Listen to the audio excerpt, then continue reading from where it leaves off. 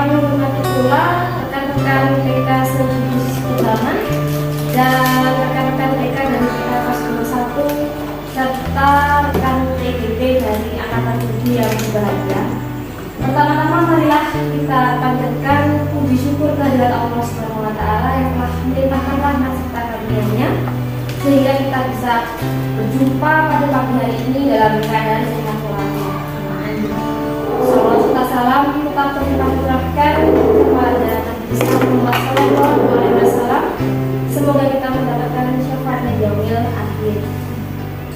Bapak Ibu yang kami hormati, adapun susunan acara pada pagi hari ini yaitu diseminasi budaya positif peningkatan budaya disiplin melalui pembiasaan perilaku hidup bersih dan sehat di TK Kosgoro 1 oleh Ibu Aulia Firmayanti, calon guru penggerak angkatan 7 Kabupaten Banyuwangi adalah sebagai berikut.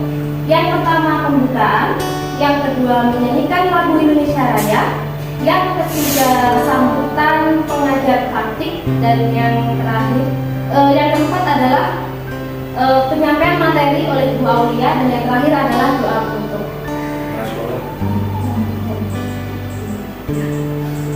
Baik, untuk acara yang pertama, marilah kita buka acara ini dengan bacaan basmalah. Bismillahirrahmanirrahim. Untuk acara yang kedua adalah menyanyikan lagu Indonesia Raya. Hadirin dimohon berdiri. Hiduplah Indonesia Raya, Indonesia tanah airku, tanah tumpah darahku. Di sanalah aku berdiri, jadi pandu ibuku. Indonesia kebangsaanku, bangsa dan tanah airku. Marilah kita berseru, Indonesia bersatu. Baik, untuk acara yang kedua adalah sambutan. Untuk sambutan yang pertama akan disampaikan oleh Ibu Kepala TK Kosgoro 1. Pada Ibu silakan.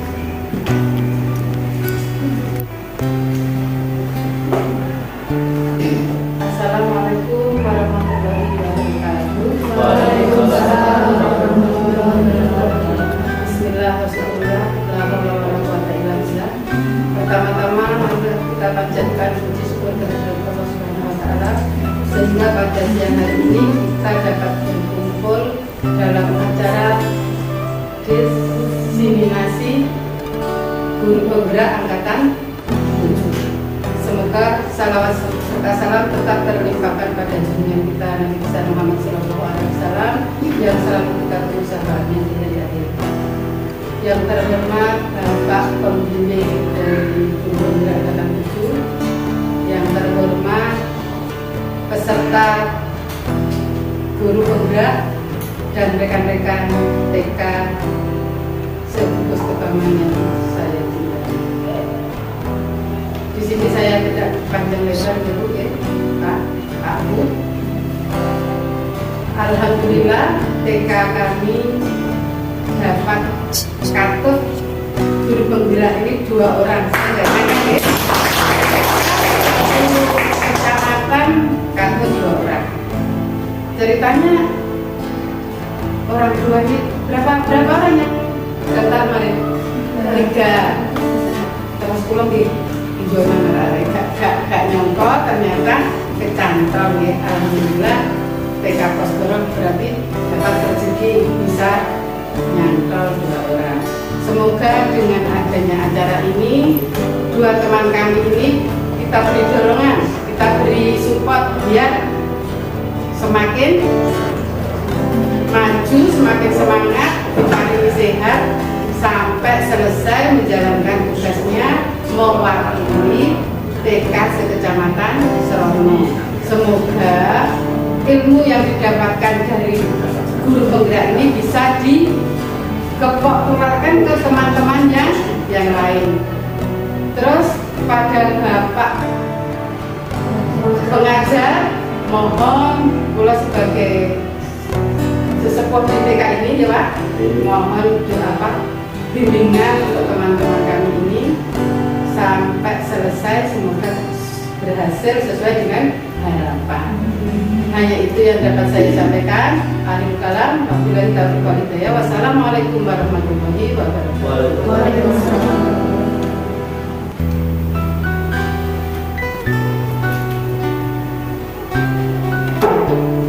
Baik, terima kasih atas sambutan yang telah diberikan. Untuk baik, untuk acara selanjutnya adalah sambutan dari Bapak pengajar praktik kepada Bapak Samsul, kami persilakan.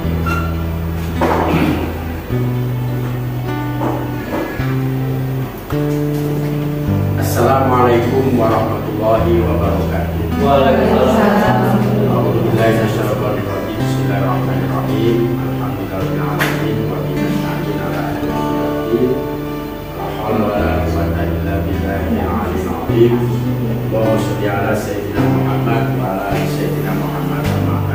Yang saya hormati Ibu Kepala TK Pos 1, yang saya hormati Bu Aulia selaku CGP, Pak Winta, Pak Yusuf, dan saya hormati juga Bu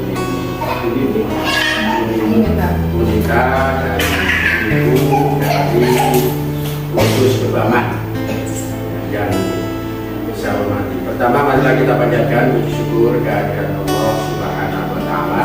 Pada kesempatan ini kita masih diberi nikmat sehingga kita semua dapat hadir memenuhi undangan dari Bu Aulia dalam rangka kegiatan aksi nyata maupun 1.4 diseminasi budaya positif yang ada di lingkungan sekolah masing-masing CDP.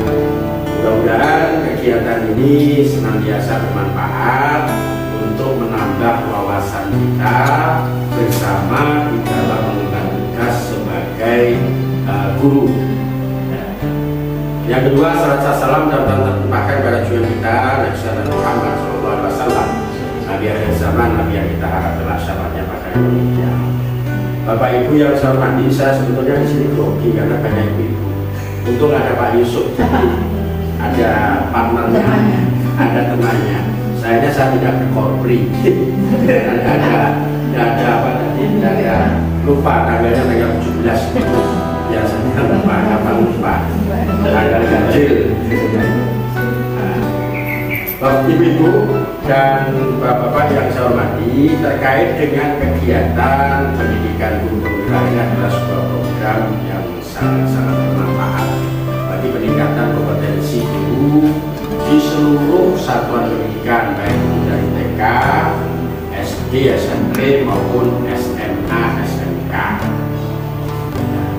Ini adalah program Kementerian Pendidikan dan Kebudayaan, sehingga ada misalnya di Kemenak itu kan di luar apa namanya kegiatan guru penggerak itu memang tidak ada di Kemenak karena tidak diprogramkan. Dan ini hanya khusus program dari Kementerian Pendidikan dan Kebudayaan, Riset dan Teknologi. Selanjutnya Bapak Ibu, terkait dengan kegiatan diseminasi ini, bagaimana CGP ini bisa memberikan informasi dari hasil pelatihan mulai modul 1.1 sampai dengan 1.4, menginformasikan kepada seluruh teman sejawat, baik itu yang ada di sekolah TK Pos 1 maupun secara gugus, artinya seluruh gugus.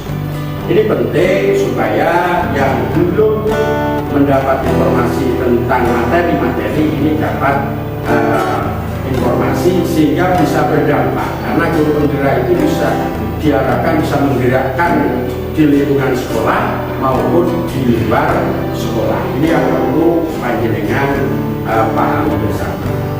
Yang kedua, dengan adanya diseminasi ini, harapannya mungkin yang belum mendaftar itu bisa mendaftar sebagai guru penggerak, karena ini satu hal yang tadi sudah saya kasih hal yang positif karena pelatihan ini tidak berbayar.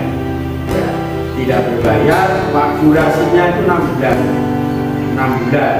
Nah, sertifikatnya itu berapa ratus jam gitu ya. Ya. Dan sertifikat itu kalau dibandingkan dengan masa saya waktu diklat calon kepala sekolah itu tidak ada apa-apa. Saya mungkin hanya sekitar habis 100 jam kurang. Tapi dulu berarti 6 bulan. Senantiasa berjibaku di sela-sela kesibukan. Tidak boleh meninggalkan tugas kecuali terpaksa. Kecuali terpaksa. Nah, kecuali terpaksa. Tapi ini hal yang positif bagi kemajuan pendidikan di bawah Kementerian Pendidikan dan Kebudayaan, tentunya Mas Nadir, Cik, dan ini sudah berada dalam kita sambut. Kemudian Bapak Ibu yang saya hormati, lantas budaya positif yang perlu menjadi aksi nyata karena satu hal apa sih sebetulnya yang dilakukan oleh JPP setelah mendapatkan materi selama kurang lebih 2 bulan. 2 bulan ini maupun satu apa yang perlu diaksi nyatakan karena alur merdeka itu nanti bisa dijelaskan oleh Bu Aulia mulai dari mana dan sebagainya. Jadi tahap pembelajaran itu mulai dari yang kolaborasi konsep dan sebagainya. Enjoy dulu di sana. Dan soal anunya ya, tetapi rewardnya nanti pemerintah sudah menegasi sebuah regulasi yang namanya Permendikbud yang terbaru terkait dengan kepala sekolah bahwa kepala sekolah calon kepala sekolah itu minimal ya sudah menjadi guru bergerak. Ini sudah dapat poin.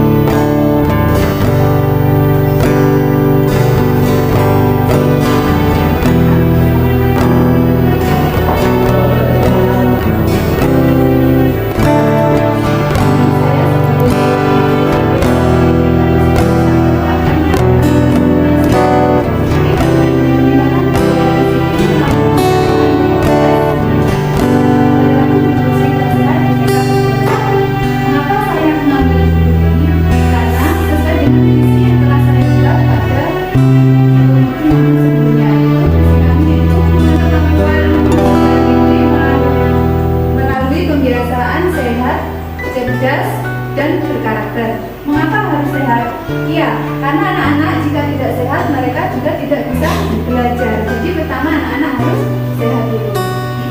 Berikut adalah profil saya. Nama saya Aulia Humayanti, tempat lahir di Banyuwangi 27 Juli 1986. Pendidikan saya SD di SDN Kebang 6, yang kedua di SMPN 1 Sono, yang ketiga SMAN 1 Rebujanti, yang keempat saya mengambil Diploma 1 Informatika di Landes Education Center Malang, kemudian S1 TP PAUD di Universitas Terbuka. Dan suami saya Pak Cipto, usianya 42 tahun, itu orangnya ya. Anak saya satu, Stefani Alia Ramadhani, sekarang duduk di kelas 11 SMA 1 Genteng. Pengalaman organisasi saya adalah sebagai pengurus KKB Gugus Paut Kebangan, yaitu sebagai sekretaris, IGTKI Kecamatan Sono sebagai anggota, kemudian sebagai ketua Paguyuban OPS Gugus Kebangan dan sebagai sekretaris Paguyuban OPS Kecamatan Sono. Selanjutnya, organisasi yang saya ikuti adalah Posyandu. Saya sebagai ketua Posyandu yang di Dusun Kebangan, khususnya di wilayah rumah saya. Nah, di sini selama 2 bulan ini kami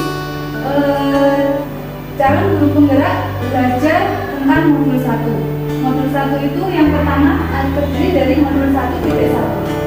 Dalam modul 1.1 ini kita belajar tentang filosofis pendidikan Ki Haji Dewantoro.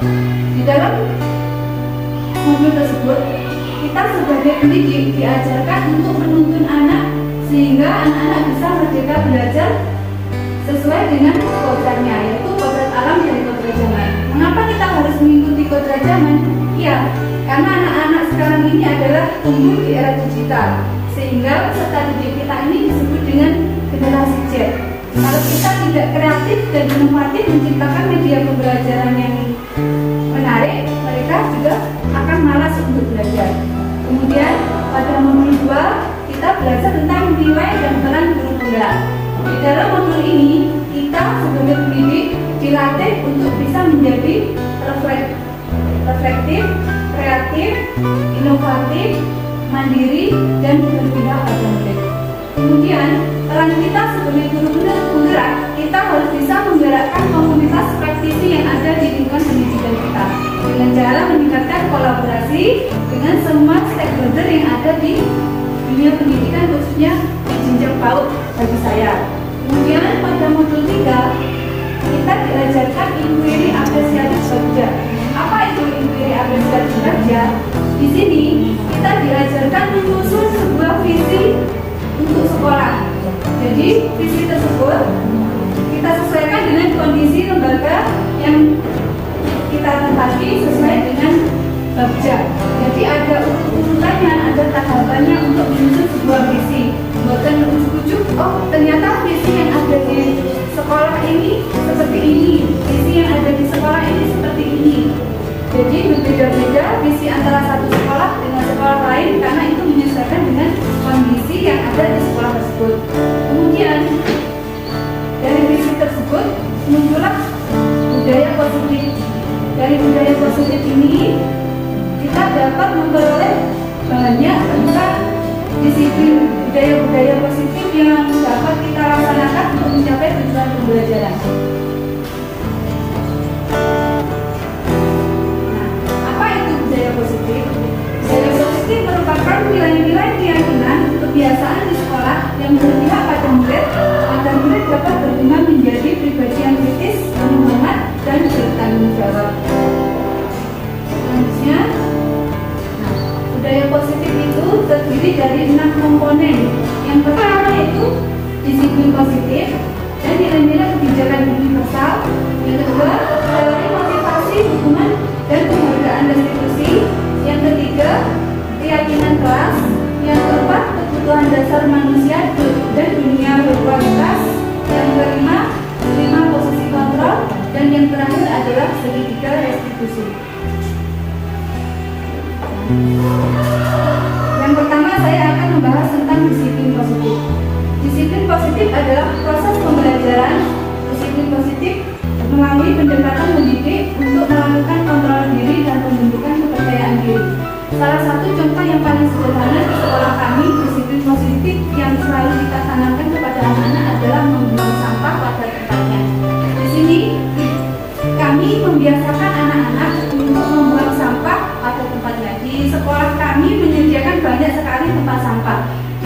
ada 1, di luar ada 5, di depan ada 1, di kantor ada 1. Jadi ketika kita menemukan sampah sekecil apapun, kami langsung memanggil anak tersebut untuk segera membuang pada tempatnya. Alhamdulillah anak-anak mulai sadar untuk membuang sampah pada tempatnya. Khususnya ada 1 saya salut sama peserta didik saya itu Mas Kenzo. Mungkin di rumah dia sudah terbiasa untuk membuang sampah pada tempatnya. Jadi ketika dia tahu sampah sekecil apapun, tahu ada sampah di bawah meja, langsung berbuat, mau ngapain Le? Mau ambil sampah katanya. Mau ambil sampah. Nah, berarti budaya yang saya tanamkan telah berhasil ke Mas Kenzo. Mungkin untuk anak-anak yang lain itu masih belum berhasil karena kita perlu koordinasi, kolaborasi dengan orang tua yang ada di rumah. Kalau kita di sekolah mengajarkan anak-anak untuk menjaga kebersihan, tapi kalau di rumah mereka tidak diajarkan, percuma. Jadi kita harus berkolaborasi dengan orang tua. Nilai-nilai kebijakan universal. Nilai kebijakan ada 6, yaitu Program Pancasila, IPO, Primary Yes Program, 9 pilar karakter, petunjuk seumur hidup dan keterampilan hidup, The 7 Essential Values, yang ke-6 The Virtus Project atau proyek nilai-nilai kebijakan kebajikan. Tujuan disiplin positif. Disiplin positif ini menumbuhkan motivasi intrinsik pada murid-murid, karena ketika murid-murid kita memiliki motivasi tersebut, mereka telah memiliki motivasi intrinsik yang berdampak jangka panjang, motivasi yang tidak akan terpengaruh pada adanya hukuman atau hadiah. Seperti contohnya Mas Kenzo tadi, secara langsung ketika dia melihat sampah, otomatis langsung berusaha mengambilnya dan membuangnya pada tempat sampah. Contohnya seperti itu. Jadi saya sudah berhasil menciptakan motivasi intrinsik kepada peserta saya. Selanjutnya, nah, berikut adalah contoh implementasi disiplin perilaku hidup bersih dan sehat di sekolah kami. Yang pertama adalah pembiasaan cuci tangan. Nah, sejak mulai zaman COVID, anak-anak dibiasakan untuk mencuci tangan sebelum ketika masuk sekolah dan ketika akan istirahat. Karena ketika istirahat mereka akan makan kue di kantin. Jadi ketika pembelajaran selesai, tanpa kita guru menyuruh ayo cuci tangan, mereka sudah sadar sendiri untuk mencuci tangannya. Kami sekolah sudah menyediakan 3 tempat cuci tangan. Di depan sekolah ada 1, di belakang ada 2, di kelas A, kelas B ada, di kelas A juga ada. Kemudian pembiasaan senam pagi. Nah, di sini setiap pagi anak-anak sebelum masuk kelas kita biasakan untuk senam pagi agar anak-anak juga tetap sehat. Senamnya di depan, terkena sinar matahari. Jadi gobios nih, boleh pagi itu mesti gobios, gurunya juga gobios. Nah, setelah senam pagi, anak-anak baris baca Asmaul Husna, kemudian masuk kelasnya. Ketika masuk kelas, kami memberikan kesempatan kepada anak-anak, ayo yang habis senam sumur segera minum. Jadi kami membiasakan anak-anak juga untuk bawa minuman sendiri dari rumah. Okay. Di sekolah juga menyediakan jika ada anak yang tidak membawa minuman. Pembiasaan yang berikutnya adalah pembiasaan menjaga kebersihan lingkungan sekolah. Nah, ini kami sebagai guru juga mengajarkan anak-anak untuk tetap menjaga kebersihan sekolah, yaitu melalui kegiatan kerja bakti. Kerja bakti itu biasanya kita laksanakan pada hari Sabtu.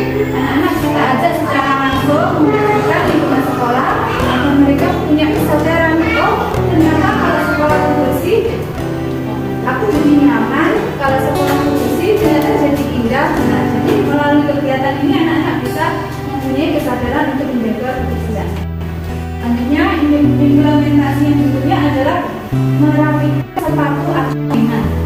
Ketika anak-anak datang pagi hari, sekolah sudah menyediakan rak kemas sepatu. Ini adalah hal sepele bagi saya. Tapi kalau tidak dibiasakan, mereka juga tidak disiplin, berantakan. Jadi ketika mereka datang ke guru, di bagian Arab di depan pagar, ketika melihat ada sepatu yang belum ditaruh, langsung kami tunjukkan, ayo, ini sepatunya sopo, kok belum ditaruh di tempatnya. Semuanya melihat, oh ini sepatunya itu bu, ayo dipanggil, coba disuruh taruh di tempatnya. Melalui kebiasaan seperti itu, kita dapat menanamkan disiplin kepada anak. Dan ketika di kelas, kita juga membiasakan anak-anak untuk merapikan mainan atau peralatan sekolah yang telah dipakai, sehingga kondisi peralatan anak-anak itu bisa awet, ya. Jadi kita biasakan ketika krayon isinya 12. Di awal pembelajaran kita terangkan ke anak-anak, anak-anak ini krayonnya penuh, semuanya ada, semua warna ada. Ketika ada satu warna yang belum masuk ke sini, berarti krayonmu itu hilang. Nah, supaya krayonnya tetap penuh, apa yang kamu lakukan? Ya digulai, Bu. Berarti kita sudah menanamkan rasa tanggung jawab untuk memelihara barang miliknya. Kemudian implementasi selanjutnya adalah kita bekerja sama bermitra dengan Puskesmas. Di sini ibu bidan, ibu dokter mengunjungi TK untuk melakukan pemeriksaan, contohnya pemeriksaan gigi. Kemudian ada kegiatan vaksin. Kami bekerja sama dengan Puskesmas. Puskesmas pun menyambut baik kegiatan ini. Dan semua kegiatan ini telah kami dokumentasikan dalam YouTube kami, ya. Kami juga punya YouTube TK Pesgoro dan kami juga punya Facebook. Jadi semua kegiatan ini sudah kami upload di media sosial komunitas sekolah. Kemudian kegiatan yang selanjutnya adalah kegiatan makan sehat. Nah, kegiatan makan sehat ini kita lakukan setiap 2 bulan sekali dengan menu yang bervariasi. Misalnya bulan ini kita kasih makan sehat berupa nasi dengan lauk-lauk yang gizi seimbang. Kemudian untuk bulan berikutnya, supaya anak-anak nggak bosen, kita kasih menu bubur kacang hijau, pakai telur puyuh, sehingga gizinya tetap terpenuhi dan anak-anak juga nggak bosen. Implementasi selanjutnya adalah pengukuran berat badan, tinggi badan, dan lingkar kepala. Kegiatan ini kami lakukan untuk mendeteksi tumbuh kembang anak. Jadi ketika berat badan anak tidak sesuai dengan tinggi badannya, kita dapat mengetahui dan dapat melakukan intervensi sehingga dapat menyampaikan informasi kepada orang tua bahwa anak ini mengalami gangguan pertumbuhan. Selanjutnya adalah pemberian vitamin A. Pemberian vitamin A ini dilakukan setiap bulan Februari dan bulan Agustus. Jadi 1 tahun 2 kali. Selain itu ada juga pemberian obat cacing, ya, tapi di sini nggak ada. Lupa saya menunjukkan. Selanjutnya adalah kebiasaan untuk pemeriksaan mutu. Ya, pemeriksaan mutu. Setiap hari Sabtu kita selalu mengingatkan anak-anak hari ini hari apa? Hari Sabtu. Besok hari Minggu. Hari Minggu kan libur. Jadi tugasnya di rumah ngapain? Langsung mereka spontan. Jadi kan anak-anak sudah sadar dengan sendirinya bahwa setiap hari Minggu itu anak-anak harus dibersihkan kukunya, dan hari Senin kita guru langsung memeriksa kukunya. Nah, di sini guru memeriksa satu persatu dari kukunya anak. Jika ada yang lupa, jika ada yang lupa, sesuai kesepakatan yang kita buat, anak-anak harus maju ke depan kelas. Mau ngapain? Mereka disuruh berekspresi sesuai dengan kreativitasnya. Ada yang mau nyanyi, ada yang mau tepuk, ada yang mau membaca surat-surat, membaca doa-doa. Jadi kita tidak memaksa, sesuai kreativitas mereka, sehingga mereka punya rasa tanggung jawab. Oh, nanti aku bisa minta lari hari Minggu, aku harus. Selanjutnya, teori motivasi, hukuman, dan penghargaan restitusi. Motivasi adalah dorongan yang timbul pada diri seseorang secara sadar atau tidak sadar untuk melakukan tindakan dengan tujuan tertentu. Kemudian penghargaan adalah sebuah bentuk apresiasi kepada suatu prestasi tertentu yang diberikan baik oleh dan dari perorangan atau suatu lembaga. Penghargaan itu dalam TK biasanya itu kalau dalam kegiatan pembelajaran kita berikan reward kepada anak-anak dalam bentuk bintang ya. Nah biasanya ini, ayo siapa sih narik desain nanti dapat bintang. Bintang itu ada 4 jenis. Ada bintang 1, bintang 2, bintang 3, dan bintang 4. Jadi bintang 1 itu artinya anak belum berkembang. Jadi sesuai dengan SPPPA anak tersebut belum memenuhi indikator yang ada di SPPPA belum berkembang. Kemudian bintang 2 adalah mulai berkembang. Anak tersebut mulai bisa sedikit melakukan sesuai dengan indikator. Yang ketiga adalah berkembang sesuai harapan. Jadi anak tersebut bisa melakukan indikator tapi masih belum sempurna. Dan yang keempat adalah berkembang sangat baik. Artinya anak tersebut sudah sangat mampu sekali melaksanakan kegiatan sesuai dengan indikator yang ada di SPPPA. Kemudian adalah hukuman atau punishment. Adalah sebuah cara untuk mengarahkan sebuah tingkah laku agar sesuai dengan tingkah laku yang berlaku secara jelas. Ngomong-ngomong tentang hukuman, saya jadi ingat ketika masih sekolah di SMP. Siapa yang lulusan SMP 1 tahun di sini? Halo? Kenal dengan Bu Jul? Kenal dengan Pak Marjani? Iya, ini muridnya Pak Marjani dan muridnya Bu Jul semua nggih. Yang masih melekat dalam pikiran saya itu adalah ketika saya dipatok penggaris sama Bu Jul. Siapa yang pernah kepatok penggaris? Aku lo jauh kita orang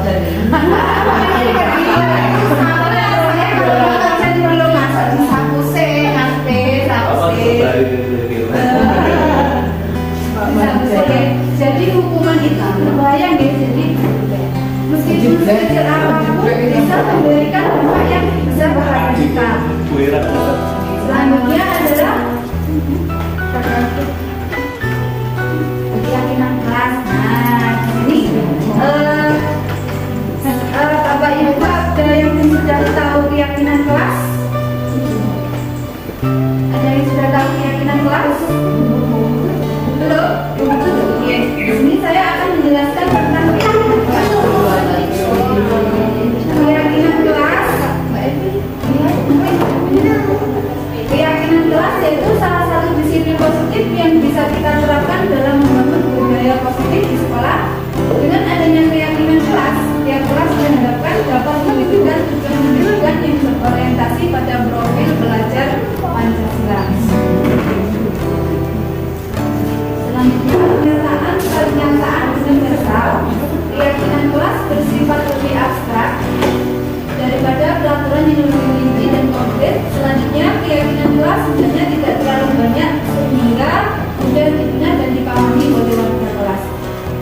Berikutnya adalah pernyataan keyakinan kelas senantiasa dibuat dalam bentuk positif dan semua warga kelas hendaknya ikut berkontribusi dalam pembuatan keyakinan kelas. Jadi dalam guru penggerak dulu saya kenalnya tata tertib.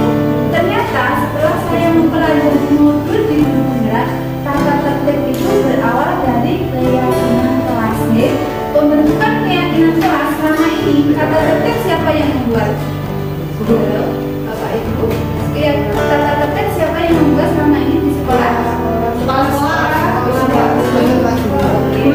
sekolah dan guru. Kepala sekolah beserta guru. Nah, dari sini saya dapat belajar bahwa yang selama ini kita lakukan adalah masih belum tepat. Keyakinan kelas ini adalah kesepakatan kelas yang kita susun antara guru dengan siswa. Jadi sebelum kegiatan pembelajaran berlangsung, anak-anak kita ajak untuk menyusun sebuah keyakinan kelas. Kalau di jenjang SMP, SD, SMA biasanya pakai stick note. Nah, mereka diberikan stick note untuk membuat keyakinan kelas. Isinya itu apa? Misalnya nanti ketika pembelajaran berlangsung, apa yang tidak boleh kalian lakukan saat kegiatan pembelajaran berlangsung. Jadi mereka bisa menuliskan pendapatnya di stick note tersebut. Ya. Kalau kita untuk jenjang TK, anak-anak masih belum bisa untuk menulis. Jadi secara langsung kita mengajak anak-anak menyusun keyakinan kelas secara lisan, dan itu sudah saya praktekkan. Berikut videonya.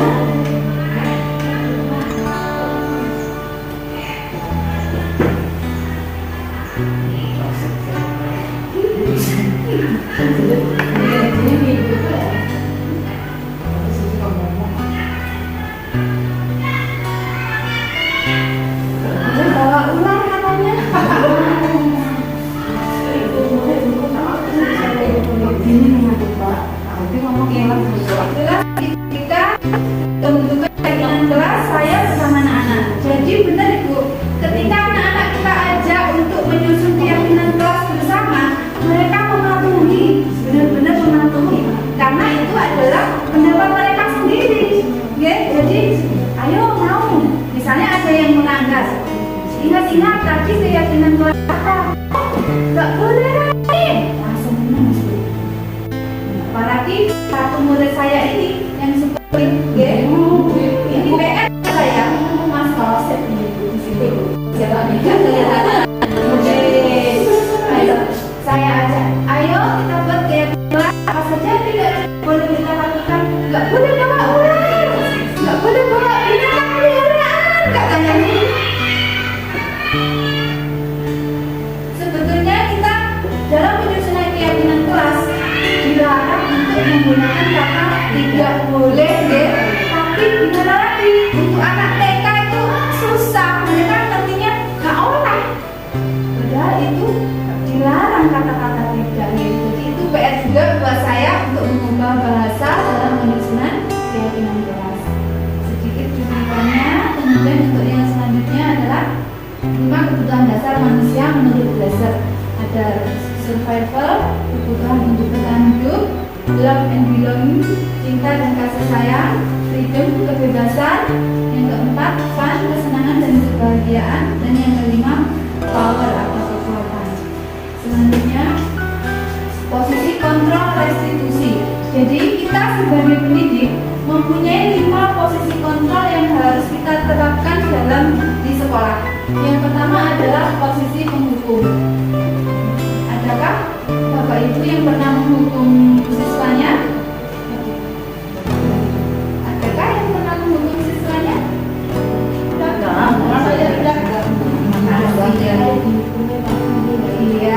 Iya, bolehlah kita menghukum. Iya, kalau di TK saya ada satu anak yang hiperaktif. Ini sama ibu kepala sekolah. Jadi setelah saya amati, oh ternyata anak ini takutnya sama ibu kepala sekolah. Jadi ketika dia ruame sudah tidak bisa dikendalikan, cara kami menuntutnya adalah kami bawa ke kantor. Dah ya Le, kamu duduk di sini sama Bu Is. Termasuk kali Bu Is ya. Dia kok gimana mentok? Dari kaca ini kayak bisa guyon. Dia mengerjakan sendiri sama Bu Is. Setelah itu akhirnya dia sudah jerah. Jadi saya bilang, ayo sekarang diri bawa di mata, nggak bis. Akhirnya dia punya kesadaran sendiri untuk tidak mengulangi kesalahan yang sama. Selanjutnya adalah peran kita adalah sebagai teman. Sebagai guru, kita juga bisa menjadi teman untuk anak-anak. Selanjutnya, membuat rasa bersalah. Yang selanjutnya, pemantau. Dan yang terakhir adalah manajer. Posisi yang paling bagus untuk seorang pendidik adalah sebagai manajer. Mengapa? Karena posisi manajer ini kita bisa menyeimbangkan antara kita sebagai ibu. Kita bisa jadi sebagai ibu, bisa jadi sebagai teman, jadi pemantau, jadi penghukum maupun membuat rasa bersalah. Jadi yang paling bagus itu adalah kita sebagai manajer. Selanjutnya adalah segitiga restitusi. Segitiga restitusi ini adalah suatu penyelesaian masalah. Dalam penyelesaian masalah tersebut ada 3 cara. Yang pertama adalah validasi tindakan, yang kedua menstabilkan identitas, dan yang ketiga adalah menanyakan keyakinan. Jadi ketika anak melakukan kesalahan, kita tidak boleh langsung menghujat, kamu salah, kenapa kamu kok kayak gini? Kan kita biasanya langsung tidak melihat latar belakangnya ya, apa yang mereka lakukan, padahal mereka punya alasan tersendiri untuk melakukan itu. Nah, jika kita menemukan satu masalah, kita bisa menyelesaikan dengan segitiga restitusi ini.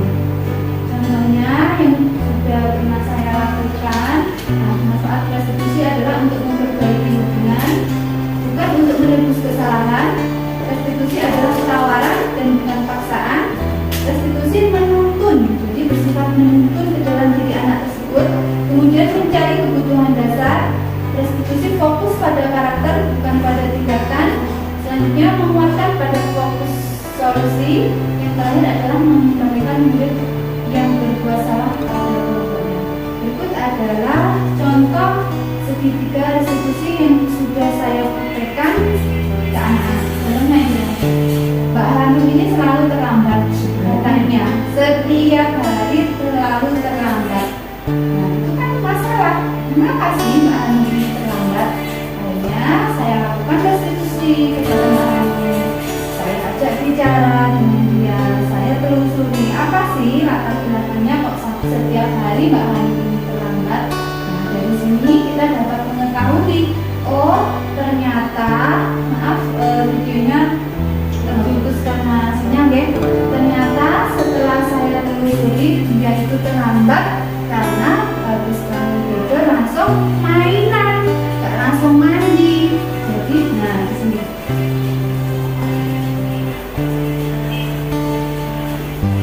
Nah di sini disebut dengan memvalidasi kesalahan. Jadi kita dapat mengetahui kesalahan yang telah dilakukan. Kemudian kita juga menanyakan keyakinan. Nah dari situ, dari segi restitusi itu kita dapat memberikan solusi terhadap masalah yang telah dilakukan oleh anak. Jadi rujukannya seperti itu. Kemudian yang terakhir adalah budaya positif di TK Poskoro 1, yaitu yang pertama adalah budaya 5S. Nah setiap pagi anak-anak kita budayakan untuk 5S, salam, senyum, sapa, sopan, dan santun. Jadi anak-anak ketika datang langsung salaman semua dengan Bu Guru.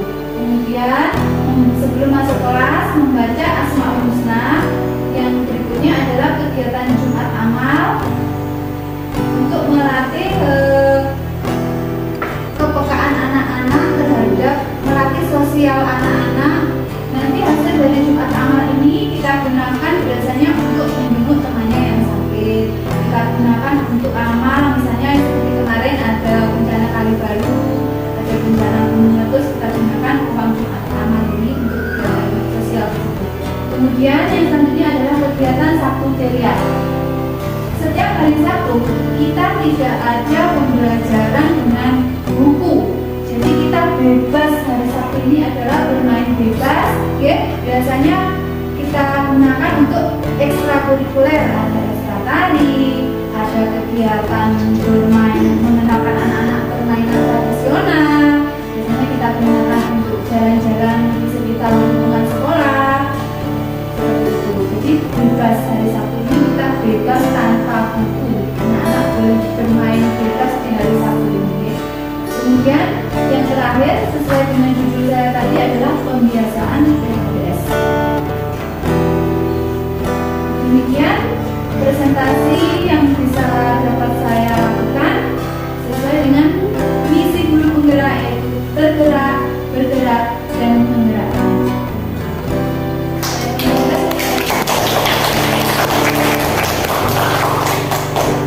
Baik, debat yang telah disampaikan oleh Bu Aulia. Debat-debat juga anak-anak Poskoro 1 ya. Maksudnya untuk standar TK bisa lurus gitu ya. Beda dengan yang sebelah kamu sama yang punya ya. Oke. Baik, untuk selanjutnya adalah sesi tanya jawab. Kita buka pertama. Saya buka 3 pertanyaan. Monggo Bapak Ibu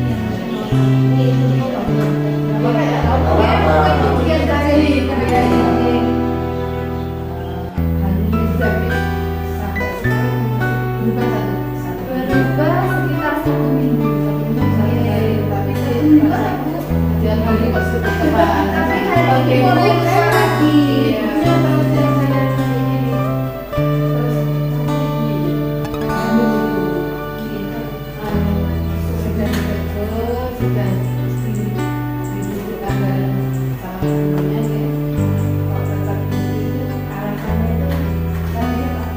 Tapi setelah itu langsung mainan. Kalau itu perlu ke orang tuanya. Dan kan nggak juga ya. Ada kemarin itu gimana caranya? Bayar seterusnya ke ibunya karena anak ini.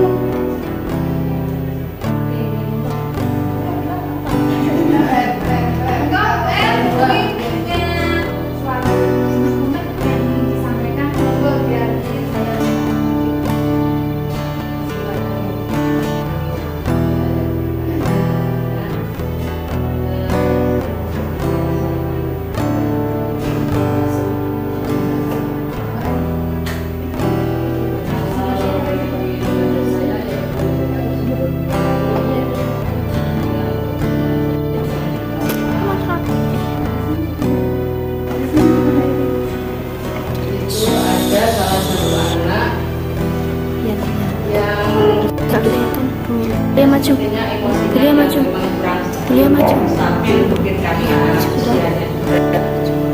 Jadi sama ibu guru belum bisa nurut, belum bisa manut, sama teman-temannya pun masih belum bisa bergaul. Yang intinya dimanapun dia tempatnya hanya maunya sama Uti. Itu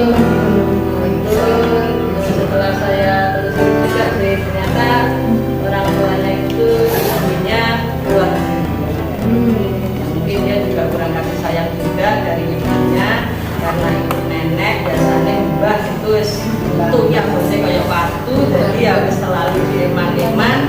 Di rumah ada dua cucunya, yang satu maunya disekolahkan dulu, yang satu biar di rumah biar mungkin terkondisikan, yang satu biar agak terbiasa dengannya, yang satunya nanti tahun depan mengkondisikan. Yang biasanya sampai saat ini sudah 1 semester pun masih agak sulit, ya masih belum stabil, kadang-kadang mau tapi maksa sekali, masih sering sukanya bermain. Kalau itu dikasih tahu mungkin diajak, kita sebagai teman saja, gurunya seperti itu, bilangnya selalu mesti monggo kurang menjawabmu seperti itu, ada seperti itu. Masih sulit ya untuk bergaul dengan orang lain itu, padahal sudah saya kasih tahu juga kalau di sekolah itu 1-2 jam bersama guru, nanti kalau di rumah sama Uti sama ayah ya apa-apa. Terus ya seperti itu masalahnya itu. Terus solusinya menurut dia bagaimana? Terima kasih pertanyaan dari gue, langsung saya jawab ya, Bintang. Menurut saya anak itu perlu kasih sayang yang sangat besar dari orang tua. Nah, kondisi orang tua yang tidak mendampingi pertumbuhan anak sangat mempengaruhi psikologisnya secara langsung. Jadi saya dengar orang tuanya keluar negeri, dia tinggal bersama nenek di secara otomatis kasih sayangnya kurang. Intinya koyo apa ya, di bahasa ini koyo mengeluh, Berontak. nah, dia berontak. Nah, untuk mengatasi hal yang seperti itu sangat berat sekali, karena untuk membentuk suatu karakter yang positif, yang baik dari anak itu harus dimulai dari lingkungan keluarga dulu. Jadi ketika lingkungan keluarganya aman, tenang, damai, anak pun bisa tumbuh dengan optimal. Jadi dari situ kuncinya. Pertama adalah kasih sayang orang tua. Kemudian adalah dengan pembiasaan yang dilakukan di rumah. Perlu Bu En melakukan parenting terhadap orang tuanya. Sudah saya lakukan, karena neneknya itu mesti ayo Le, masuk kelas, mau tak turun dia semua. Sudah saya panggil, neneknya sudah saya panggil, Bu jangan seperti itu, anak jangan seperti itu. Itulah yang membuat dia itu takut terhadap gurunya. Karena apa? Dia menganggap gurunya seperti jenengan yang mau nutuk, yang mau jiwet atau bagaimana seperti itu. Ya mungkin karena orang desa juga ya, jadi ya SDM-nya itu. Tapi bahasa-bahasa yang seperti itu. Kita kalau terbiasa dalam kehidupan sehari-harinya itu bahasa-bahasa yang bentuknya justru memang itu saya jadi saya juga masih berjuang sekarang menjadikan anak ini manut dan nurut dan mau itu PR-nya adalah melakukan sebuah segitiga restitusi ini. Di segitiga restitusi ini kita dapat menyelesaikan masalah tanpa harus menyalahkan anak tersebut, karena anak itu melakukan kesalahan ada latar belakangnya, tapi kadang nggak ngerti yang saya ngomong.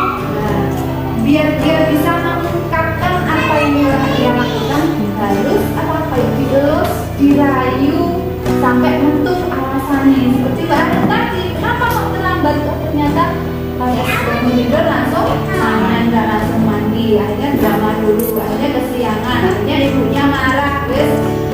Akhirnya maunya berubah ketika di sekolah semangat belajarnya menurun, gurunya dari kelompok B Mbak Hanum kan dia kalau mengajarkan itu terlambat, waktu lama, wajarnya istirahat, dia nggak istirahat karena itu tadi di awal moodnya sudah jelek.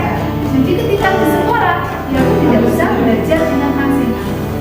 Jadi PR-nya adalah melakukan karantin bukan hanya sekali, tapi dilakukan secara konsisten sampai anak tersebut terjadi perubahan perilaku dan kebiasaan yang bisa mendukung agar anak tersebut bisa melakukan perubahan. Perubahannya nggak harus banyak, tapi sedikit-sedikit. Karena perilaku itu sulit. Perilaku itu kan berasal dari dalam diri. Jadi ya harus pelan-pelan, nggak bisa langsung set.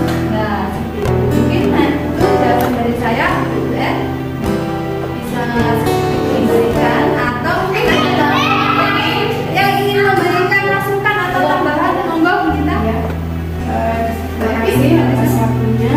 Di sini saya tidak mau bertanya begini ya, saya tentang kontrol ya guru, ya.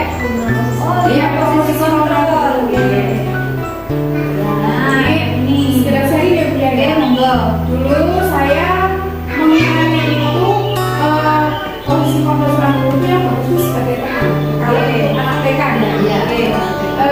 Saya mendekati mereka sebagai teman biar dia itu tidak ada rasa canggung ke guru, biar dia tidak takut seperti itu. Jadi dia tuh bisa sama guru itu mau apa-apa bisa cerita. Ternyata setelah saya mengikuti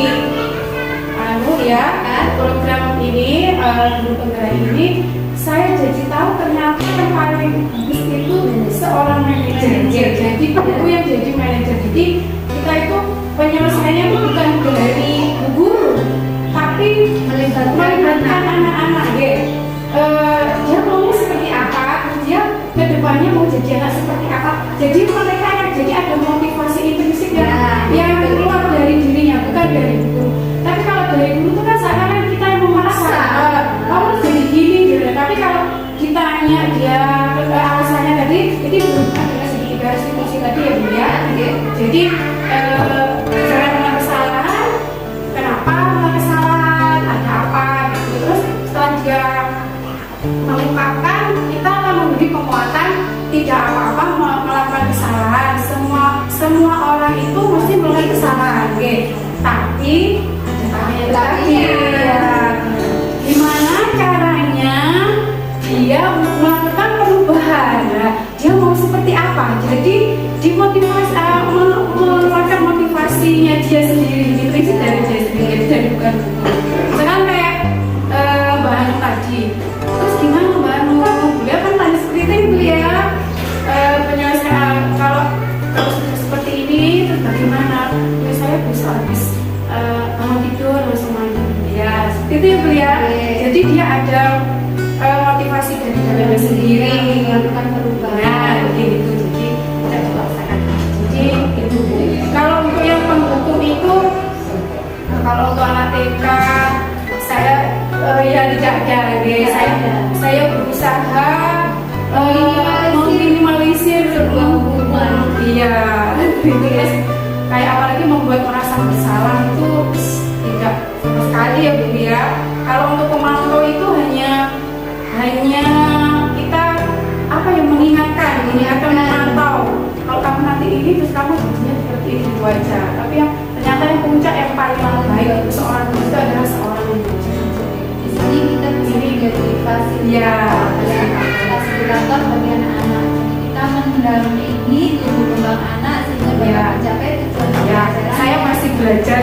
Jadi saya selama ini saya mikirnya jadi teman. Iya. Kayak tidak ada kamu kan bisa cerita-cerita kata. Jadi ya setelah nanti saya manajer yang tahu. Iya maksud puncaknya manajer. Tentang posisi kita sebagai seorang guru. Ya, memang kadang-kadang kita butuh juga selain jadi manajer, sesekali jadi teman. Kalau memang dia tidak bisa seperti kayak tadi gitu ya.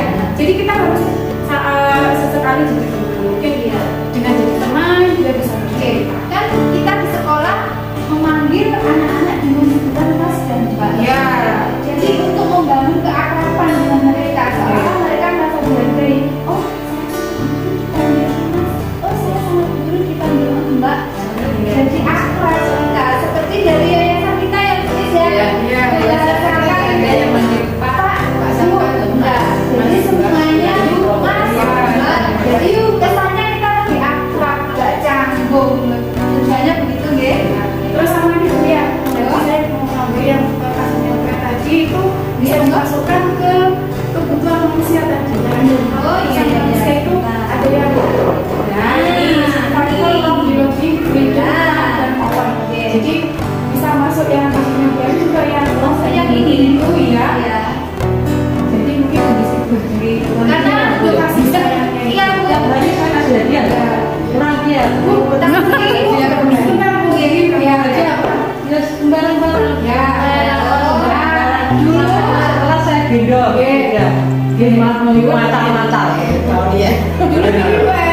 Mohon maaf, mungkin sebetulnya sudah ditanya ya, pengennya bagaimana? Tidak mau sekolah. Aku tanya, aku tidak mau sekolah, di rumah saja.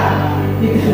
Nggak mau sekolah. Ya. Alasannya karena Alasannya seperti itu kan saya sudah konfirmasi ke ibunya tadi, tolong ya, Pak, ini Mas Rizka ini ditanya maunya sebetulnya seperti apa? Mungkin neneknya pertanyaannya pun juga masalah anaknya kurang bisa menerima juga ya, jadi dikeluarkan. Sama Bu A suruh narkoni loh, sama ini loh, gambarnya loh, ya apa? Aku mau di rumah saja. Seperti itu ya kata-kata. terus misalnya begini, misalnya kita tanya laki-laki ya, Ya, laki-laki. nak atau W, kalau kamu di sekolah itu pengennya apa? Kalau kamu di sekolah ini bisa, kalau pengennya kan nggak mau sekolah. Kalau kamu sudah masuk sekolah di sini pengennya apa? Misalnya pengen permen, saya pengen kayak permen kan?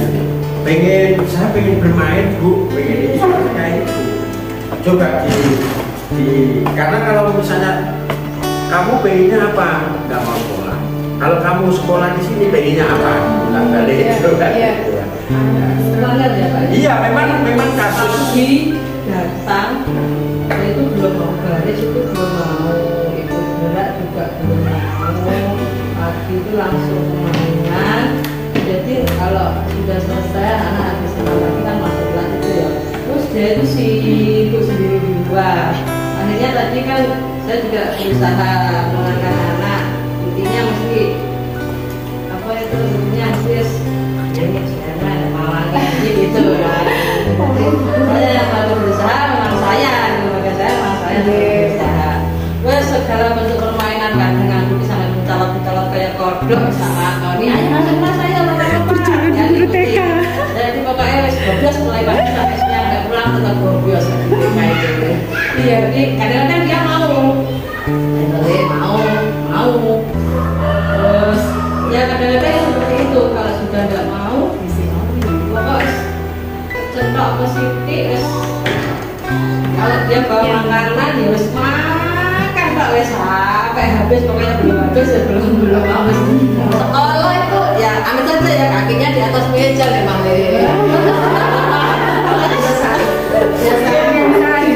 seperti itu. Golek kaki ini di jadi itu lain jumlah. Saya kan bilang bedanya yang tiba-tiba di bawah yang kelompok aja.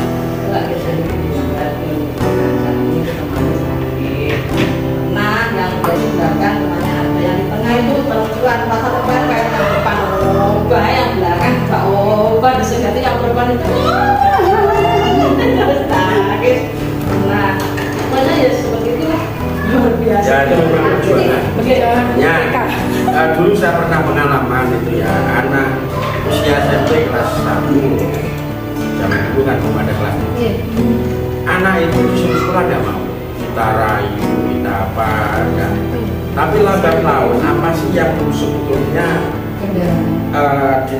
dengan kita gali pengennya ini, akhirnya saya minta olahraga mereka. Nah, akhirnya sampai dia itu berbulan-bulan udah masuk sekolah. Akhirnya dia masuk sekolah. Setelah sekolah enjoy, dia tahu ini, bahkan sampai lulus SMP, SMA dan di Joko, terus saya malah di luar negeri. Itu memang diawali dari perjuangan itu. Tapi kalau anak itu sudah tahu tentang kebutuhannya di sekolah tersebut, berbalik meningkat. Itu bentuk perjuangan kita dengan teorinya seperti apa yang disampaikan Bu Aulia tadi. Pada dasar praksis itu tergantung nanti bagaimana kita berkreasi dari teori tersebut. Disesuaikan dengan situasi dan kondisi yang ada. Karena memang kalau anak usia TK kemudian tinggal oleh ibunya, karena kalau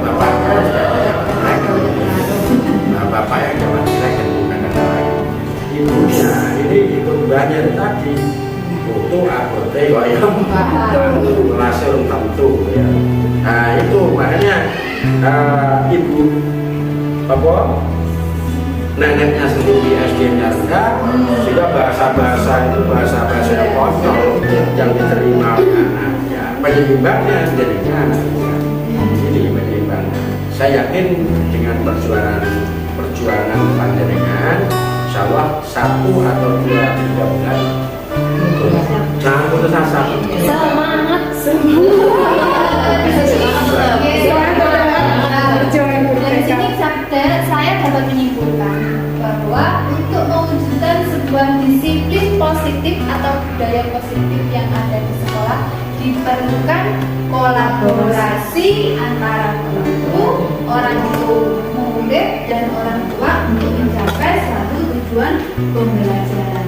Jadi itulah makanya kita harus sebenarnya itu harus sering-sering melakukan parenting terhadap orang tua karena sumber daya orang tua itu berbeda-beda, berbeda-beda dari kalangannya berbeda-beda, pola pikirnya pun berbeda-beda. Jadi percuma kalau kita di sekolah ngajari api, tapi yang ngomong kayak kan, ya kodoh lah, dol ya, itulah artinya. Jadi kita perlu meningkatkan kolaborasi antara guru, murid, orang tua dan lingkungan yang ada di sekitar anak. Mungkin itu perintah yang bisa saya sampaikan. Satu lagi Bu Aulia, ini aku kan mengatakan melakukan kolaborasi dengan orang tua supaya ketika kesehatan budaya positif di sekolah dengan ini dapat berkesinambungan ya baik di sekolah maupun di rumah sesuai dengan tema yang diambil. Budaya positif melalui pembiasaan hidup bersih dan sehat. Mungkin kiat-kiat apa yang sudah sekolah lakukan supaya menjaga ketersinambungan berkelanjutan. Ternyata kalau sekolah belajar di sekolah sudah dilaksanakan, di rumah sudah Tos guru 2. mungkin ada kegiatan apa fungsi nah orang tua kirim video kegiatan di rumah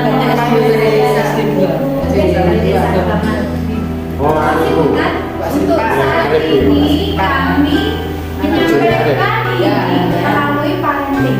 Jadi kita rapat, mesti sekali kita sampaikan ini kepada murid. Dari hal sekecil sampai itu saja kami selalu mengingatkan kepada pen. Saya punya hasilnya. Anak ketika istirahat itu guru memantau. Di samping ada tempat sampah, di belakang itu mungkin kita bisa lihat banyak tempat sampah. Dan dulu ada kantin di situ juga ada banyak kulit-kulit sampah gitu. Monggo jenengan kami jelaskan apakah ada sampah di belakang. Jadi secara mungkin keberhasilan kami kan 80% lah untuk membiasakan anak-anak untuk dari hal kecil membuang sampah pada tempatnya dan disiplin. Kalau untuk di rumah mungkin maksudnya bagaimana jenengan dengan tim tahu oh ini sudah dicapai jadi sudah berlanjut di rumah itu dari mana? Ya. tadi tidak. Dari perilaku anak tadi kok kita sudah dapat melihat, oh ternyata anak ini kita beritahu di sekolah diterapkan di rumah juga. Artinya dimanapun lingkungan dia berada, dia selalu berusaha untuk membuang sampah pada tempatnya. Jadi kita bisa mengevaluasi atau menganalisis dari tindakan anak yang dilakukan tadi. Saya pikir mungkin pernah lah dan mungkin mau untuk diberikan video bukti nyata atau bagaimana gitu loh. Kegiatan anak di sekolah. Tanpa diketahui anak, misalkan apa dia mau meletakkan milik habis makan lah di tempatnya itu sepele, cuman berdampak sekali. Kamera tersembunyi. Iya.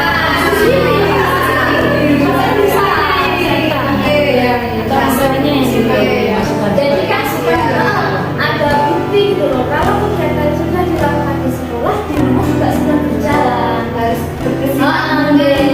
Nanti memang kalau di sekolah mungkin anak ingat secara perfect, oh ya ini di sekolah saya buat, saya buang sampah ke tempatnya dan sebagainya. Mungkin tapi saya pulang dari sekolah, lah ini masih lanjut apa tidak?